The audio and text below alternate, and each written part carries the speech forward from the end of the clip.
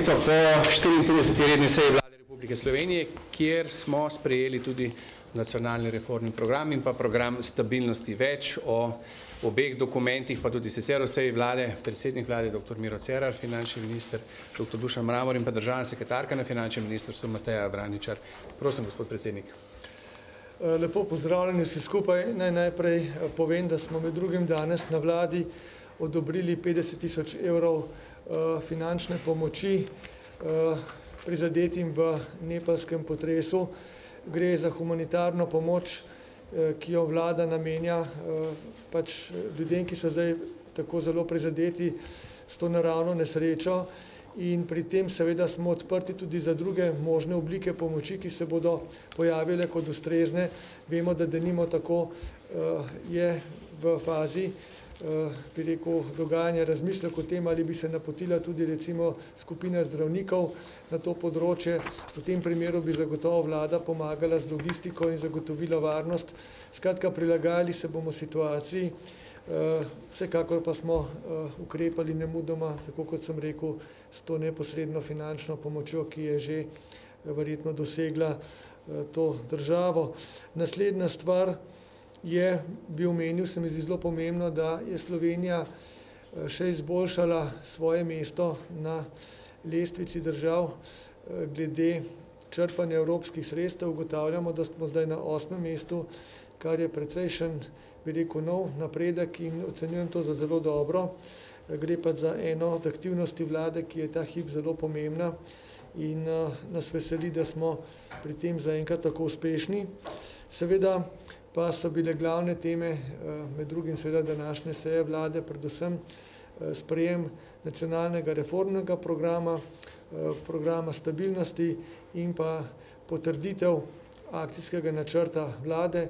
Naj omenim najprej glede slednjega, da gre pri akcijskem načrtu za seznam prioritetnih ukrepov posameznih ministrstev, ki smo jih pravzaprav oblikovali že v mesecu januarju in so se ves čas že pravzaprav projekti na teh področjih izvajali.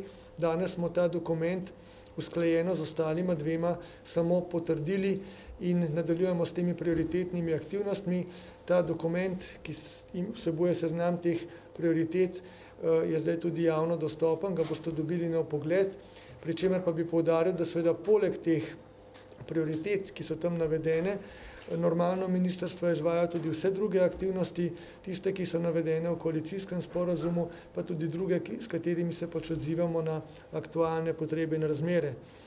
Glede programa stabilnosti in predvsem nacionalnega reformnega programa pa naj rečem, da me veseli, da je danes vlada ta oba dokumenta sprejela soglasno, tudi bi rekel v popolnem sporazumu glede ciljev in ukrepov, ki so tu navedeni.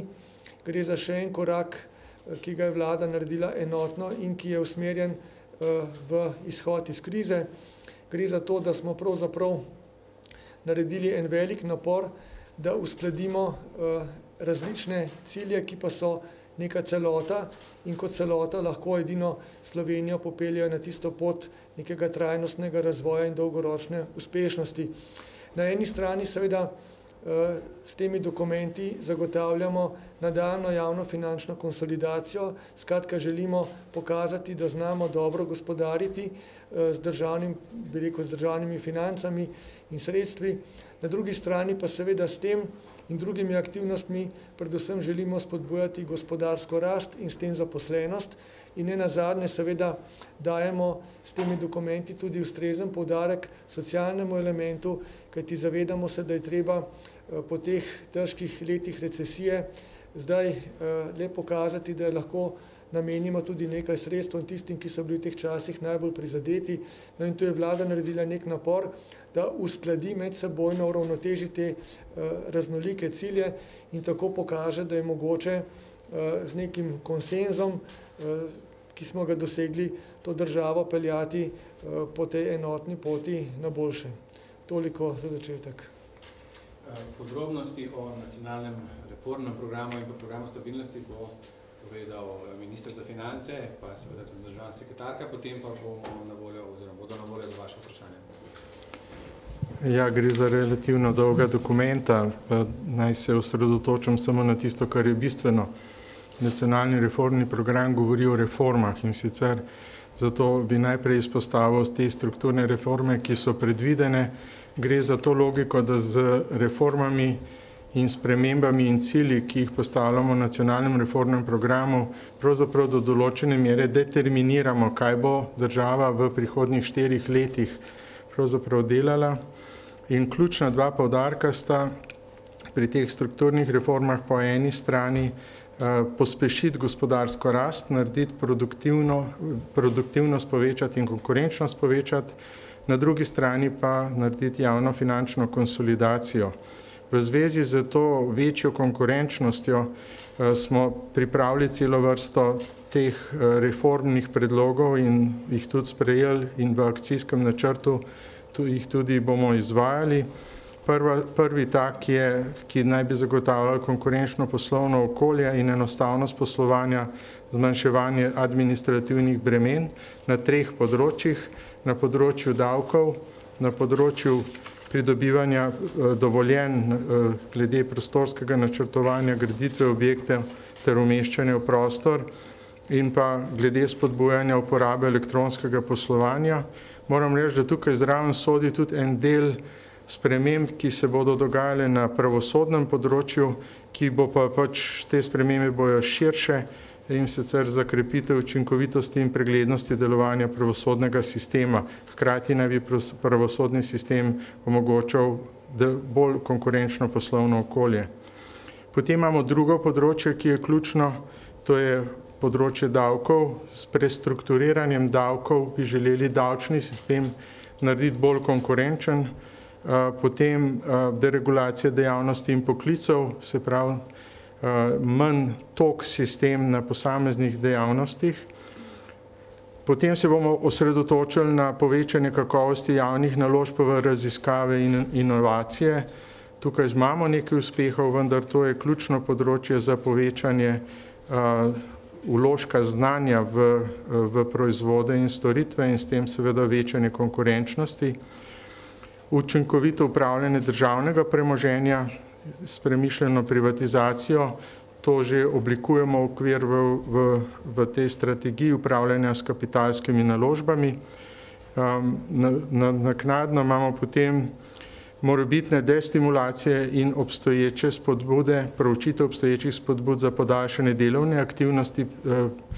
Problem, ki ga imamo v Sloveniji, je, da prepozno stopamo na trg dela in prezgodaj iz trga dela izstopamo, zato je del aktivnega prebivalstva premajhen. In tako na eni strani, se pravi pri izstopu iz aktivnosti, kot v vstopu, imamo predvidene spremembe, recimo pri vstopu v visokem šolstvu, kjer želimo definitivno povečati učinkovitost in kakovost in skrajšati študij, ki ima eno najdaljših obdobij v EU-ju. V zvezi z fiskalno odgovornostjo je pa ta ključna okrepitev fiskalnega okvirja in odgovornost. Fiskalni okvir je postavljen v programu stabilnosti za naslednjih 4 leta in sicer s ključnim poudarkom, da mora slediti predpisom Evropske unije na področju fiskalnega usklajevanja politik med državami in sicer pakta stabilnosti in fiskalnega pakta. Skratka, kar moramo doseči je, da vsako leto za določen del zmanjšujemo strukturni deficit, se pravi, da bi do leta 2020, to je načrt, zmanjšali strukturni deficit na 0, kar je v skladu tudi z ustavo. In v letu 2016 naj bi zmanjšali strukturni deficit za 0,6% bruto domačega proizvoda, potem 3 leta po 0,3% in v letu 2020, kar ni del tega plana, ampak je v skladu z ustavo 0,6%. To je določeno v programu stabilnosti. Drugi ukrepi na področju fiskalne odgovornosti so še izhodišča za dolgoročno spremembo strukture javnih izdatkov. Delamo analize strukture, ali je ta struktura učinkovita ali ne. in jih bomo prilagajali in, kot sem rekel, cilj je izravnan strukturni saldo leta 2020. V tem okviru precej od teh ukrepov, ki so bili kratkoročni ukrepi po začetku krize, ko se nam je bruto domači proizvod močno znižal, sedaj spreminjamo v dolgoročne ukrepe in v tiste, ki jih sproščamo, pa druge ukrepe sprejemamo, ki imajo enak učinek, tako da naredimo v bistvu te ukrepe stalne, ker smo se premaknili iz višje ravnine bruto domačega proizvoda na nižjo raven in seveda moramo temu tudi ustrezno slediti. Mogoče še v zvezi z programom stabilnosti, ki je relativno dolg dokument, zelo podroben, ki v bistvu pregleduje ekonomsko situacijo in potem na podlagi modelov, ki so za Evropsko komisijo zahtevani, izračunava potrebne tako imenovane fiskalne napore, da se dosežejo ta zmanjševanja deficita. Bi samo to rekel, da smo z dogovori, ki so bili relativno dolgi in trdi, dosegali fiskalni okvir, se pravi predvidene prihodke in odhodke za naslednje 4 leta. V tem fiskalnem okvirju bomo do konca septembra letošnjega leta pripravili proračune za leto 2016 in za leto 2017. Lahko da pride še do kakšnih sprememb, če bodo jesenske napovedi precej drugačne, kot so zdaj spomladanske, vendar je to ta ključni okvir, v katerem bo Slovenija pač poslovala v prihodnjih 4 letih. Toliko z moje strani. Potem pa kar predlagam, da začnete z vprašanje. Igor, jaz bi vprašal, Teli, se da povedati konkretno, za kateri kratkoročni ukrepi bodo spremenjeni v dolgoročne oziroma spremenjeni v druge, ki imajo enak fiskalni učinek? Če se da tukaj konkretizirati, kateri od teh, ki zdaj zapade oziroma ne bo več, saj ne bi smeli biti po dogovoru, ki so začasni, bodo preoblikovani v dolgoročne strukturne in kateri zamenjani z drugimi ukrepi.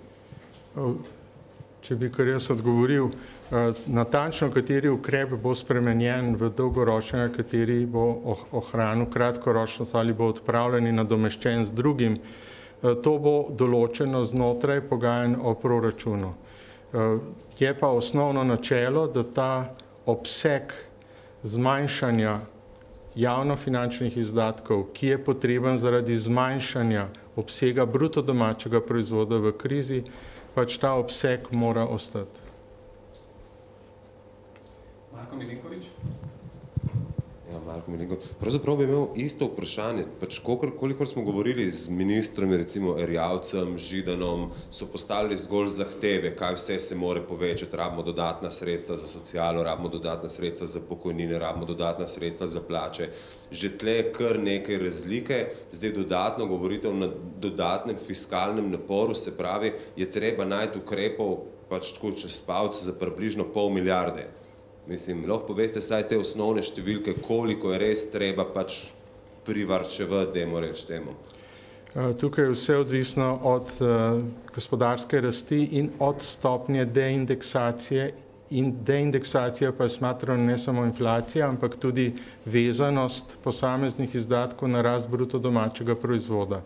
To se pravi, te prihranki so odvisni od tega, koliko se nam ne povečajo posamezni izdatki, ko se nam poveča inflacija oziroma bruto domači proizvod.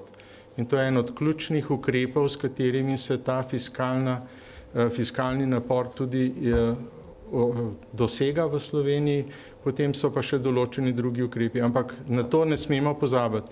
Ne bojo, bruto domači proizvod ne bo skozi enak, ampak bo rastel in samo z neprilagajanjem izdatkov tej rasti bruto domačega proizvoda je fiskalni napor že dosežen, če je ustrezna rast bruto domačega proizvoda. Zato je toliko teh strukturnih reform ravno na rast domačega proizvoda. Ali lahko date saj okvirno številko, pač govorilo se je, da ne bi zapadlo ukrepov iz ZUJF-a za približno 350 milijonov evrov. Zdaj, če potrebujemo še 0,6 odstotka zmanjšanja strukturnega primanjkljaja, tu res pol milijarde, mislim, vsaj tako nekaj kakšne številke govorimo, da si znamo predstavljati.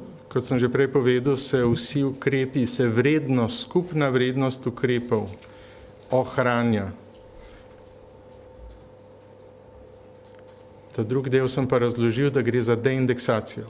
Torej, če se ti bruto domači proizvod poveča, ti ne povečaš izdatkov, je razlika strukturno prilagajanje. Ministri govorijo o povečanju izdatkov, ko me zanima.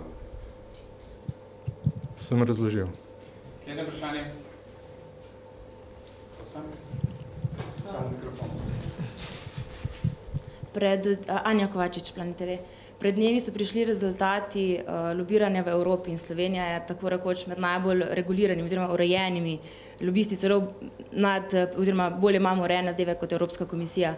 Me pa zanima zdaj na tej točki v lanskem letu, koliko lobističnih stikov ste prijavili in za katere je šlo, pa morda, če se spomnite, sredi februarja letos, kdo je na vladi lobiral o privatizaciji Luke Koper, potem pa še mogoče na splošno, kakšen je vaš načelni odnos do tega lobiranja?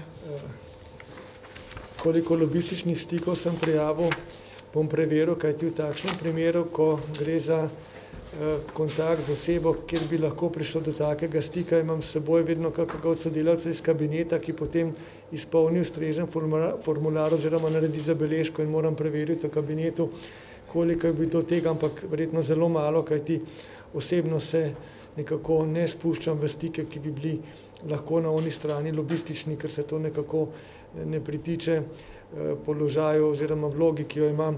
Drugo vprašanje je bilo pa, oprostite, kaj? Sredi februarja letos, kdo je na vladi lobiral o privatizaciji Luke Koper? 19. februar, mislim, da je. Glejte, 19. februar bi moral preveriti, če je bil kdo res na vladi. Kaj to pomeni na vladi, da je lobiral, ne znam oceniti. Jaz se ne spomnim, da bi kdo pri meni osebno na način, ko ste zdaj rekli lobiral, tudi niste povedali kaj. Kaj pa to pomeni lobiral za Luko Koper? Kaj želite s tem povedati? Lobiral za kaj? O prodaji Luke Koper. Nikogar ni bilo pri meni, ki bi lobiral v smislu, da želi, da bi se prodala Luka Koper. Imel sem nekaj sestankov v preteklih mesecih, ki so se tudi dotikali vprašanja drugega tira in s tem v zvezi tudi posredno vprašanja Luka Koper. Tudi se spomnim, da so bili člani uprave enkrat pri meni na obisku pred meseci, morda še v lanskem letu, ampak to moram preveriti. Pogovarjali smo se predvsem o, kolikor se spomnim, vprašanju modernizacije železnice, pa je bilo karkoli takega, je pa zagotovo zabeleženo, ampak vam pa zagotavljam, da to vrstnih pogovorov lobističnih pa ni, da ne bi bili zabeleženi. Ja. Gospod Cerar, Maja Mastnak, Planet TV. V gospodarstvu so zelo kritični do tega nacionalnega reformnega programa, pravijo, da ni nekih konkretnih ukrepov, tudi kar bi se gospodarstva, da bi se še povečal razvoj gospodarstva, da bi v gospodarstvo se več vlagali, da govorite samo o tem, kako se bo delil, se pravi, za socialne transferje, pokojnine in tako naprej. Ne drži. Jaz mislim, da bo to finančni minister bolje pojasnil, če kar vam tebi besedo. Ne, mislim, da bi v bistvu ta program predvsem se nanašal na socialne transfere, to definitivno ne drži, ker tukaj noter je ključna stvar fiskalna konsolidacija. Nacionalni reformni program je narejen v okviru evropskega semestra, ki fiskalne politike Evropske unije usklajuje in se, kot sem prej rekel, nanaša na dve stvari. In sicer javno finančno konsolidacijo in na drugi strani gospodarsko rast, vse ukrepe za gospodarsko rast, ki sem jih prej natančno razložil. Tako da jaz ne vidim tukaj, ne vidim nobene podobnosti s tem, kar ste vprašali. Po našem mnenju je to, kar je tukaj od zdravstvene reforme, reforme visokega šolstva, administrativnih ovir in tako naprej, vzpostavitev poslovnega okolja, ki je bolj prijazno za gospodarstvo, to so po moje kar dobri ukrepi. Na drugi strani, kar prej nisem omenil, je pa tudi točka spodbujanja naložb, kjer bomo poskušali z izkoristkom naložbenega načrta za Evropo, tako imenovan Junckerjev program, čim več zasebnih naložb pridobiti v Slovenijo, spodbujati izvozno konkurenčnost podjetij z internacionalizacijo poslovanja in vključevanjem v globalne verige vrednosti, kar se dogaja zdaj že tudi na gospodarskem ministrstvu, razvoj finančnih inštrumentov za izboljšanje posojilnih pogojev za mala in srednja podjetja, ki imajo nekoliko omejen dostop do finančnih virov in tako naprej. To je v bistvu reformni program. Se nisem vsega povedal, ker je preveč, ampak to ne more držati. Bomo počasi končali še, če je kakšno vprašanje, potem na koncu še. Anže Božič, POP TV. Jaz bi imel dve vprašanje, eno za gospoda Mramorja, eno za gospoda Cerarja. Začnimo pri finančnih zadevah. Torej, čim bolj konkretno, gospod Mramor, prosim, vsaj 3 ukrepe konkretne, ki bodo zniževali javne odhodke, bi vas prosil. In pa gospod Cerar, zunanje politična tema, se boste udeležili proslave ob obletnici zmage nad fašizmom v Moskvi, kako država to koordinira in pa, če morda veste, kdo od predstavnikov države se bo tega udeležil, če sploh. Da še enkrat pojasnim, ker mislim, da se prej nisva razumela in je to tudi odgovor na vaše vprašanje. Fiskalni napor, logika fiskalnega napora je vsi ukrepi z njihovimi vrednostmi, ki veljajo sedaj iz ZUJF-a, iz IPRS-a in tako naprej, bodo ali veljali stalno od zdaj naprej, ali nadomeščeni, če bodo sproščeni z drugimi ukrepi, ki bodo v enaki vrednosti veljali od sedaj naprej. Torej, ta obseg je enak. Druga stvar, fiskalni napor se pridobi s tem, da se v bistvu čim bolj pospeši gospodarsko rast in zavira rast javnih izdatkov in se s tem dela ta razlika med njim in fiskalna konsolidacija. To je ta logika. Nekateri ukrepi, ki pa bi pripomogli tudi k nižanju javnih finančnih izdatkov, imamo pa recimo tukaj povečanje učinkovitosti in optimizacija izvajanja postopkov javnega naročanja, s temi nadomeščamo lahko nekatere, ki bojo mogoče sproščeni, tukaj je višina 45 milijonov. Nov zakon o javnih financah, ki bo omogočil boljše upravljanje z dolgom državnega proračuna in nalaganje presežkov EZR države, tukaj načrtujemo, da bomo prihranili približno 15 milijonov. V sodelovanju z občinami bodo sprejeti ukrepi, ki bodo občinam omogočili prihranke in s tem, ko bojo občinam omogočili prihranke, bo manj potrebno občinam sofinancirati iz državnega proračuna in tako naprej. Se pravi, teh ukrepov predvidevamo zelo veliko, to še niso bili sprejeti ukrepi na vladi, ampak taki ukrepi bojo predvideni pri proračunu za naslednje in potem še leto 2017. Ta skupna ocenjena vrednost, koliko bojo te javnofinančni izdatki, je pa v tem programu stabilnosti, ki bo zdaj pač jutri na razpolago za javnost, za vsako leto posebej. Ker ga jutri posredujemo komisiji. Ja, na proslavo ob 70-letnici konca druge svetovne vojne v Moskvi nisem prejel vabila. Morda ga je prejel predsednik republike. Vsekakor mislim, da je prav, da Slovenija ima svojega predstavnika na tej proslavi, še posebej seveda na tistem delu, ki je nesporen, ki obeležuje pač 70. obletnico konca druge svetovne vojne. Mislim pa, da bodo v prihodnjih dnevih ravno stekli pogovori o tem, kdo bo tisti, ki se bo v imenu države te proslave udeležil, tako da po mojem boste kmalu dobili lahko odgovor na to vaše vprašanje. Še zadnje vprašanje TV Slovenije. Gospod premijer, Florenc Zupan, TV Slovenija, me zanima, če je kaj novega v zvezi s privatizacijo Telekoma. Govori se tudi o alternativnem scenariju, da če cena ne bo primerna, bo vlada uvrstila Telekom na tujo borzo. Lahko poveste, ste se seznanili z ocenami oziroma s cenitvijo samo? Torej, kot veste, je postopek presoje ponudbe v teku in ga na nek način niti ni primerno z moje strani komentirati, kajti to ni v pristojnosti predsednika vlade oziroma vlade kot takšne. Seveda sem seznanjen bil z nekimi temeljnimi okviri te ponudbe in postopka, vendar od tu dalje seveda prepuščam odločitev pristojnemu organu, to je SDH, in pač tudi sam čakam, da vidim, v katero smer se bo nagnila odločitev pristojnega organa. Imamo naprej obveznosti, to smo ali zakonec, samo še današnji pošiljka. Ministra Žerjav sta zelo jasno govorila, da bo prišlo do povečanja, do usklajevanja pokojnin, do povečanja socialnih transferjev, do sprostitve, napredovanj in podobno. Še enkrat ponavljam, danes vlada o tem ni razpravljala. Vlada, to bo stvar pogajanj ob proračunih za leto 2016 in 2017. Imeli ste pač na korajžo povedati, recimo na sestanku evropskih ministrov, da je treba pač za Grke, če ne spoštujo pravil, bomo pač naredili B načrt. A imate to korajžo pač nekaj podobnega reči ministru Erjavcu? Dobro, hvala lepa. Na koncu še v zvezi z današnjimi pošiljkami, predsednik vlade še. Ja, kot veste, danes v moj kabinet, pa tudi na nekatera ministrstva, občine, celo državni zbor, mislim, da celo do predsednika države so prišle poštne pisanske pošiljke s sumljivo vsebino, ki je bila seveda takoj zaznana in predana pristojnim organom.